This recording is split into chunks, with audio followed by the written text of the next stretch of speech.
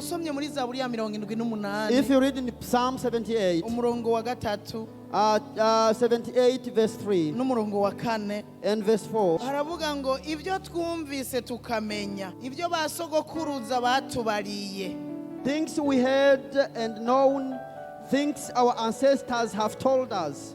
Uyanditse iyi Zaburi The person who wrote this psalm, yarafise icyo basogokuru bamubwiye. they had what the ancestors told them Aravuga ngo ntituzobihisha abuzukuruza babo, and said, we not hide them from the descendants. tuzobwira b'igihe kizoza ishimwe We will ry'Uhoraho tell the next generation the praiseworthy deed of the Lord, n'inkomezi ziwe n'ibikorwa his bitangaje power and the yakoze. wonders he has done. Bari bigiriye imigabo. It was something that they have decided. Ibyo twumvise, What we've heard, hari ibyo twumvise we have heard something basogokuru bavuga, from our ancestors, abatwitangiye imbere bavuga. those who were born before us. Hari n'ibyo twabonye twebwe And n'amaso there are other yacu. things that we witnessed with our eyes, Hari n'ibyo twabayemwo twebwe and nyene. other things that we lived in. Aba bo barigiriye imigabo, So these people decided, baravuga ngo ntituzobihisha and abuzukuruza, they said, we will not hide them from for our ntituzohisha descendants. ivy'Imana yakoze, We will not hide what God has done in us. ntituzohisha ibitangaza We Imana will not yagiye hide iradukorera. God's miracles that He did to us. Burya kugira nshika hangeze, For me to be where I nawe am, ugera aho ugeze, for you to be where you are, hariho ibitangaza Imana yakoze. there are so many miracles that God has Nibyo done. canke sivyo? Muzoze mubadugana hariya ruguru, apana kubagumiza i Bujumbura. Do not stay in Bujumbura. Take them to the Hariya village. ruguru To the village. kwa nyokuru na sokuru. To the village of the grandparents. Burya n'ariya mazu ya hariya muhira n'ivyibutso.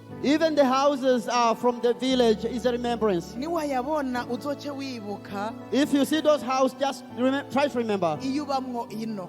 Yeah, the house that you're living in today. Kikubera ikintu cotuma ushima Imana. And it will be a sign of something that you N'umwana thank wawe God for. umwereke umushikana aho baryama. And even Apana ko mubereka let ibice. your children see even where they sleep. Mumushikane na hamwe baryama. Even the bedrooms, let them see them. Mattress. Nongira mwavukiye ku matera. Maybe we're born on a mattress. Mubereke ibirago twaryamako. Show them those little traditional mattresses that we used to use. Ariko ivyo byose turiko turabibereka. And even when we are showing them, Tubarememwo gushima Imana. let us tell them to thank God. Nibabone ngo nuko papa wanje yize, Let ngo them nuko not see that yagize because my father is educated enough. eka No, n'ubuntu bw'Imana. it is because of the grace of God. N'ubuntu bw'Imana. It's the grace of Ivyo God. babitahure Let them bamenye understand ko ari Imana and yabikoze. know that it's God who has done it.